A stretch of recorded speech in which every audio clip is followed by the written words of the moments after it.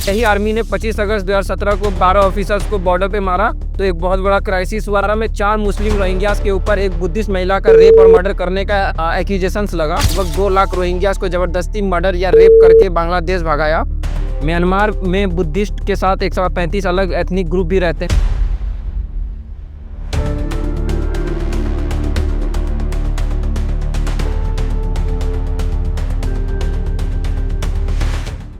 Rohingya, इस word को सुनकर आपके दिमाग में सबसे पहले क्या इमेजिनेशन आती है? बांग्लादेशी इस्लामिक इमिग्रेंट्स जो कि इलीगली वेस्ट बंगाल में रहते हैं। क्या हो अगर मैं आपको बोलूं ये दोनों बातें सही नहीं है। ना ही रोहिंग्या बांग्लादेश के नेटिव हैं और ना ही ये ज़रूरी है कि वो सिर्फ इस्लाम को ही बिलोंग करे। आज के एपिसोड में इसी को हम देखेंगे और समझेंगे कि आखिर ये रोहिंग्या कौन है और हमारे देश में इससे इतना ज़्यादा प्रभावित क्यों पड़ता है और रोज़ आए दिनों हमारे नेता इस बात का मुद्दा क्यों उठाते हैं और क्यों ये मुद्दा अभी तक रिजॉल्व नहीं हुआ।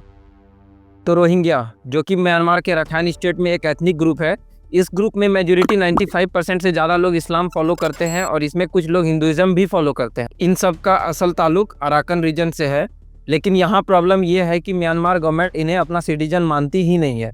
दरअसल म्यांमार एक बुद्धिस्ट मेजॉरिटी कंट्री है और इन्होंने 1982 के सिटीजनशिप लॉ के बाद तो रोहिंग्या को स्टेटलेस भी डिक्लेयर कर दिया था वहाँ पर। देखिए, ये मुद्दा रिलीजन का है ही नहीं। ऐसा नहीं है कि बुद्धिस्ट लोग अपनी मेजॉरिटी के कारण यहाँ पे रहने वाले मुस्लिम माइनॉरिटी को ख़त्म करना चाह रहे, बल्कि ये मुद्दा तो एक एथनिसिटी और राष्ट्रीयवाद का है। म्यांमार में बुद्धिस्ट के साथ 135 अलग एथनिक ग्रुप भी रहते हैं, जिसे हम आगे डिस्कस करेंगे। लेकिन ये बता दूं कि यहाँ पे अलग अलग रीजन्स और में भी मुस्लिम है, बट ये जो एक्सपल्सन हो रहा है ये सिर्फ और सिर्फ रोहिंग्या को हटाने के लिए हो रहा है। अभी भी हज़ारों की तादाद में ये रोहिंग्यास रेफ्यूजीज बनकर बांग्लादेश में हर रोज़ इलीगली घुस रहे हैं और यूनाइटेड नेशंस की रिपोर्ट के तहत सिर्फ अप्रैल 2017 तक लगभग 4 लाख से ज़्यादा रोहिंग्यास रेफ्यूजी अपने म्यांमार के नेटिव रखाइन स्टेट छोड़कर दूसरे देश भाग चुके हैं। कई रिपोर्ट्स को मानी जाए तो म्यांमार की मिलिट्री ने यहाँ पे बहुत औरतों और बच्चों को जिंदा जलाया और रेप भी किया। इस सैटेलाइट इमेज में भी आप जलाया हुआ रीजन देख सकते हैं।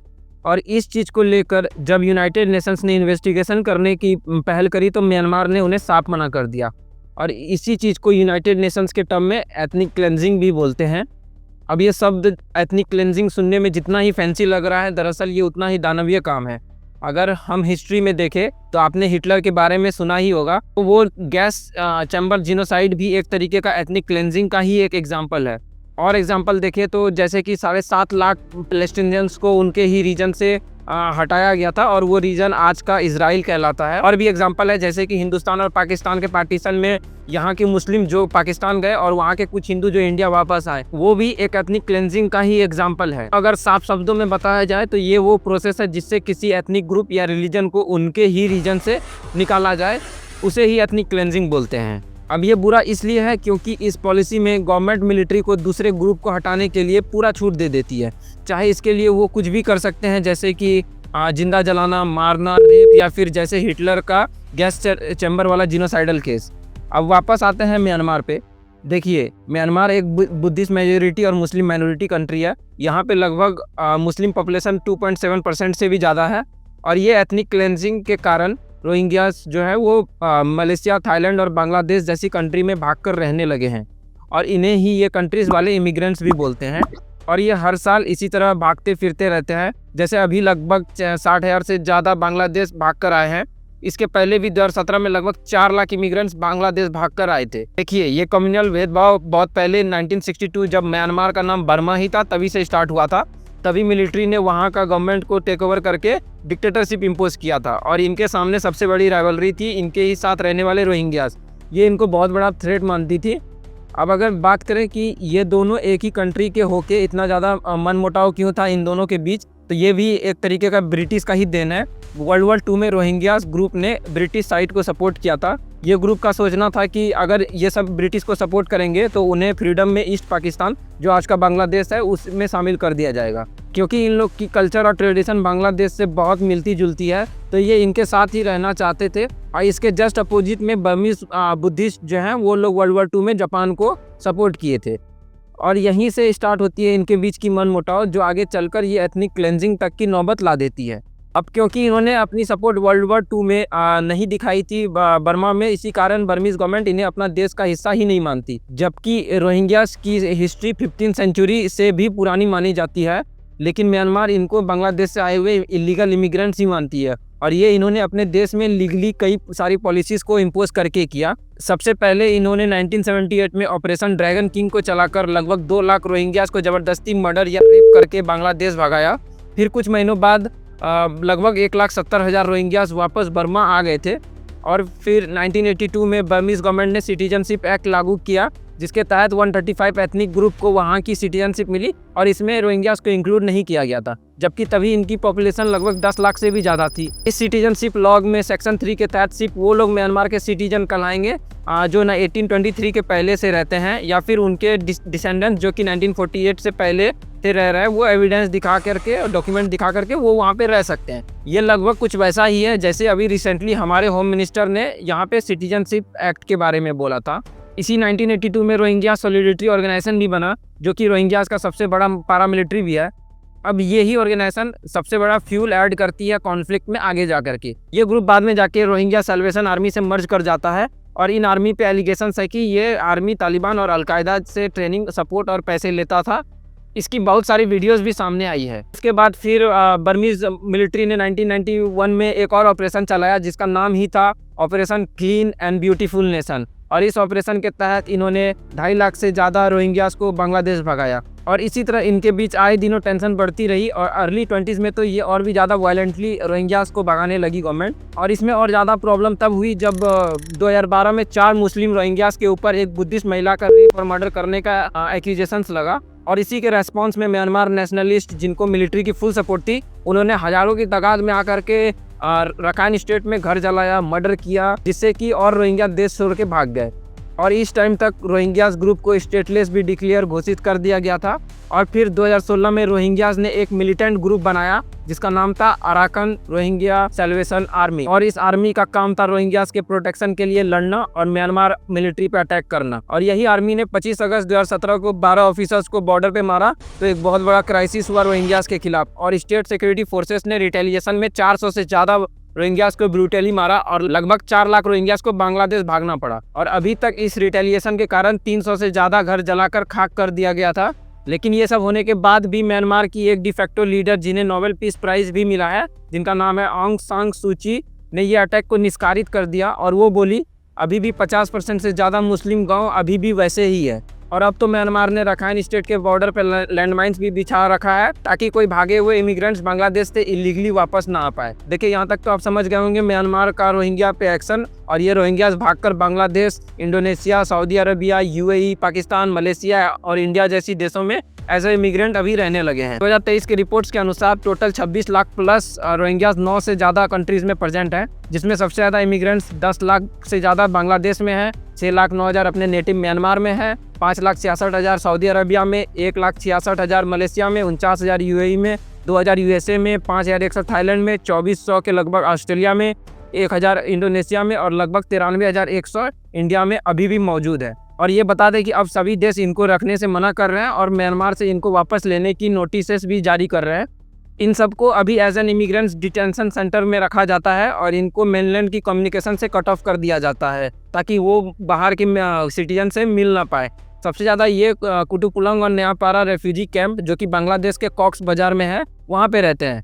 देखिए, इनके रहने में भी किसी कंट्री का इकोनॉमिक कंडीशन बदल सकता है, और सिक्योरिटी कंसर्न्स तो रहता ही है। इसलिए अब सभी देश के सिटीजन्स इनके अगेंस्ट प्रोटेस्ट करना स्टार्ट कर चुके हैं, जैसे कि रिसेंटली बांग्लादेश में भी प्रोटेस्ट होते आ रहा है, क्योंकि ये रेफ्यूजीज़ अभी जो है वो एज अ चीप लेबर काम करने को राज़ी हो जाते हैं, और जिससे कि इन लोकल्स को काम और वगैरह इन सब चीज़ों में बहुत ज़्यादा प्रॉब्लम हो जाती है। इन सब के बावजूद रोहिंग्यास का कहना है कि वो लोग म्यांमार में ही रहना चाहते हैं, और ये लोग वहाँ के गवर्नमेंट को ब्लेम करते हैं उनके ऊपर कि वो लोग प्रो बुद्धिस्ट और इस्लामोफोबिक जैसे विचारधारा वो लोग फॉलो करते हैं, इसीलिए उन लोग को वहाँ से भगाया गया है। देखिए, मैंने जैसा स्टार्टिंग में बताया कि ये रिलीजियस वॉर कभी था ही नहीं। अगर ऐसा होता तो म्यांमार के बाकी 135 एथनिक ग्रुप, जिसमें कि अराउंड 2.79 पॉपुलेशन मुस्लिम है, उन पे भी गवर्नमेंट कुछ एक्शन लेती, लेकिन ऐसा तो कहीं भी कोई रिपोर्ट नहीं आया है। और यहाँ तक कि म्यांमार के रिकॉग्नाइज सिटीजन यहाँ भी इनके रिटर्निंग के अगेंस्ट ही प्रोटेस्ट करती है। और दूसरा पहलू ये भी है ये जो रोहिंग्यास हैं ये ज़्यादातर इस्लामिक देशों में ही रेफ्यूजी बनकर रह रहे हैं और वहाँ भी इनका प्रोटेस्ट ही हो रहा है। तो क्या वो लोग भी इस्लामोफोबिक ही हैं? जैसे कि लास्ट ईयर इंडोनेशिया में स्टूडेंट्स ने ऑफिशियल के अगेंस्ट इनको डिपोर्ट करने के लिए वायलेंटली प्रोटेस्ट किया और इन्होंने कहा कि जब तक गवर्नमेंट पॉलिसी चेंज नहीं होगी तब तक ये लोग प्रोटेस्ट करते ही रहेंगे। और फिर बांग्लादेश के भी सिटीजन इनके इनअप्रोप्रिएट बिहेवियर के लिए प्रोटेस्ट आए दिनों करते रहते हैं। इनका कहना है कि इनके कारण कंट्री में क्राइम रेट बहुत ज़्यादा बढ़ गया है और इनको काम भी बहुत कम मिल रहा है।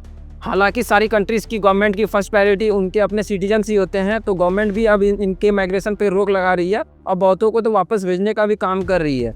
अब अगर हम देखें इनका इम्पैक्ट हिंदुस्तान पे, तो ये इमिग्रेंट्स इंडिया के एक बहुत बड़े वोट बैंक को रिप्रेजेंट करती है। देखिए, भारत जो है वो बांग्लादेश और म्यांमार के साथ लगभग 5700 किलोमीटर का बॉर्डर शेयर करता है और यहीं से मोस्टली ये रोहिंग्यास भारत इलीगली घुसते हैं। इनके अंदर घुसने में बहुत सारे स्मगलर्स और एनजीओज, जैसे कि एक है माइल्स टू स्माइल। मैं बता दूं कि ये वही एनजीओ है जिसका फाउंडर आसिफ मुस्तफा, वो recently Shaheen Bagh anti-CA protest में भी प्रेजेंट था और यही सब इन रेफ्यूजीज़ को इंडिया इलीगली घुसने में मदद करती है। और क्योंकि इनकी लैंग्वेज और कल्चर बंगाली लोग से बहुत ज़्यादा मिलती जुलती है, तो इनको उन सबसे डिस्टिंग्विश कर पाना बहुत ज़्यादा मुश्किल हो जाता है। अब देखिए, इनका घुसना अलग बात है और इनका यहाँ पे रहना और इनको अलग करना ये दूसरी बात है। और इनको इन्फिल्ट्रेट करके वापस भेजने में पॉलिटिकली सबसे पहले ममता बनर्जी, जो तभी 2005 में बीजेपी के साथ अलाइन थी, उन्होंने ही सबसे पहली पहल करी थी। इस फुटेज में आप देख रहे होंगे कि ममता बनर्जी ने तभी के लोकसभा के डिप्टी स्पीकर चिरंजीत सिंह अटवाल के ऊपर पेपर फेंक दिया था, जब उन्होंने इनकी वेस्ट बंगाल में रहने वाली इलीगल इमिग्रेंट के बारे में कोई एक्शन लेने से मना कर दिया था। जो पेपर उन्होंने फेंका, असल वो एक डिटेल रिपोर्ट थी कि कैसे तभी के ruling party CPIM communist government illegal Bangladeshi immigrant को बांग्लादेश में घुसाकर वोट बैंक बना रही है। ममता बनर्जी इसको रोकने के लिए सांसद और देश का ध्यान जुटाना चाहती थी और अपने बंगाल को ख़त्म होता देख वो तो एक बार सांसद में रो भी पड़ी थी। और ये देखकर कि किसी को इसकी फ़िक्र ही नहीं है और लोग खुद उन्हें ही वोट दे रहे हैं जो ये काम कर रहे हैं, तो ममता दीदी ने यू टर्न लिया और अपना पॉलिटिकल ओपिनियन बदला और उसके बाद खुलेआम रोहिंग्यास और बांग्लादेशीज़ को सपोर्ट करने लगी। और एज एक्सपेक्टेड 2011 में तृणमूल कांग्रेस को वेस्ट बंगाल में जीत मिली और ममता बनर्जी वहाँ की CM भी बन गई। और अगर हम इस एग्जाम्पल को ले तो सोचिए, क्या पता जो पार्टी अभी इन इलीगल रेफ्यूजीज़ को अपोज कर रही है वो कल जाकर इसको अपना वोट बैंक के लिए इनको ही सपोर्ट करने लग जाए। इसलिए ये मुद्दा इतना उलझा हुआ है और ये दिन ब दिन इनकी पॉपुलेशन भी बढ़ती जा रही है। हालांकि अभी कुछ स्टेट्स जैसे कि उत्तर प्रदेश और असम इसके अगेंस्ट बहुत स्ट्रिक्ट एक्शंस भी ले रही है और उत्तर प्रदेश CM योगी आदित्यनाथ ने तो सारे स्लम्स का सर्वे भी करवाया ताकि इलीगल इमिग्रेंट्स का पता लग सके और इन्हें डिटेंशन कैंप में भेजा जाए जहां से उन्हें वापस डिपोर्ट किया जाएगा। और योगी जी ने तो last year anti terror squad की हेल्प से लेट नाइट ऑपरेशन करके 74 रोहिंग्यास मुस्लिम को भी पकड़ा और इससे भी ज़्यादा जोरदार काम तो असम की गवर्नमेंट कर रही। देखिए, इंडिया में घुसने के लिए असम एक ईजी कॉरिडोर पड़ता है, लेकिन असम के CM जो कि हेमंत शर्मा है, उन्होंने ये सब स्ट्रिक्ट करके इंडिया को इलीगल इमिग्रेंट से बचाया है। हेमंत शर्मा असम और त्रिपुरा पुलिस और इंडियन रेलवेज़ की हेल्प से इन रोहिंग्यास को इंटरसेप्ट करती है। एक तरफ असम और यूपी की गवर्नमेंट इन इलीगल रेफ्यूजीज़ को रोकने के लिए दिन रात एक कर रही है, लेकिन वहीं कुछ जगह जैसे वेस्ट बंगाल, झारखंड और दिल्ली इनको as a vote bank use कर रही है और इन्हें पनाह भी दे रही है। देखिए, स्टेट्स के गवर्नमेंट का इसमें साफ साफ हाथ है, इसलिए पता चलता है क्योंकि रिसेंटली सितंबर 2014 में झारखंड के संताल परगना के एक डिप्टी कमिश्नर ने हाईकोर्ट में एक PIL भी दर्ज की और उस PIL में उन्होंने बोला कि यहाँ पे कोई भी रोहिंग्यास या इलीगल बांग्लादेशी नहीं रहते हैं। हालांकि कोर्ट ने इस PIL को साफ साफ झूठ बोला और उन्होंने बोला कि यहाँ पे इनका रहना बहुत एविडेंट है। देखिए, जैसे पहले भी मैंने बोला कि इनका यहाँ पे होना इसलिए हमारा कंसर्न होना चाहिए क्योंकि ये एक बहुत बड़ा सिक्योरिटी थ्रेट है हमारे देश में। बहुत जगहों पे जैसे कि मुंबई 2012 में असम रायोट्स के प्रोटेस्ट में इनके द्वारा पथराव, जबकि वो प्रोटेस्ट को पीसफुली प्रोटेस्ट करने की मंजूरी मिली थी। और दूसरा इंसिडेंट अगर देखें तो 20 जुलाई 2012 की रात को जयपुर में 4 बोडो वासियों को बांग्लादेशी मुस्लिम ने मॉब लिंचिंग करके मार दिया। ये लोग इंडिया में रिसेंटली बहुत ज़्यादा क्राइम रेट्स बढ़ा रहे हैं और हर एक प्रोटेस्ट में डायरेक्टली और इनडायरेक्टली इनका हाथ होता ही है। अभी रिसेंटली हम लोग इनके खिलाफ बहुत ज़्यादा प्रोटेस्ट देख रहे हैं और अभी इनके खिलाफ प्रोटेस्ट करने का नतीजे से लास्ट 5 साल में 10,000 से ज़्यादा इलीगल इमिग्रेंट्स को मणिपुर में पकड़ा गया और इसमें 85 को तो डिपोर्ट भी कर दिया गया और बहुतों को डिटेंशन कैंप में भी रखा गया है जहाँ पे उन्हें नेक्स्ट डिपोर्ट किया जाएगा। और रिसेंटली जनवरी 2020 में CAA भी इम्प्लीमेंट हुआ जो कि हमारे होम मिनिस्टर अमित शाह दिसंबर 2019 में सदन में पेश किए थे। लघुमती को हम नागरिक बनाने का वादा इस बिल के माध्यम से कर रहे हैं, माइनॉरिटी को नागरिक बनाने का वादा कर रहे हैं। हालांकि इस बिल के कारण पाकिस्तान, बांग्लादेश और अफगानिस्तान के माइनॉरिटी जो कि नॉन मुस्लिम है उनको यहाँ की सिटीजनशिप देने की बात हुई और एज अ रिजल्ट इमीडिएटली 30,000 से ज़्यादा को यहाँ की सिटीजनशिप भी मिल गई। और इसमें रोहिंग्यास को नहीं देके इन्होंने कोई भी आर्टिकल 14 या इंटरनेशनल लॉ नहीं तोड़ा। खैर, इसके बारे में किसी और वीडियो में विस्तार से बात करेंगे। देखिए, ये पॉलिटिक्स चलती रहेगी, लेकिन हमें अपने सराउंडिंग्स को कभी नेगलेक्ट नहीं करना चाहिए और हमेशा एकजुट होकर ही हम कुछ भी गलत हो उसके अगेंस्ट आवाज़ उठा सकते हैं, चाहे वो कोई भी इलीगल इमिग्रेंट हो जो हमारा इंडिया का डेमोग्राफी बदलना चाहता हो या कोई भी पॉलिटिशियंस जो कि उन्हें सपोर्ट करता हो। वीडियो अच्छी लगी हो तो लाइक और शेयर जरूर करें और ऐसी इन्फॉर्मेटिव वीडियो के लिए चैनल को सब्सक्राइब जरूर करें। धन्यवाद। जय हिंद, जय भारत।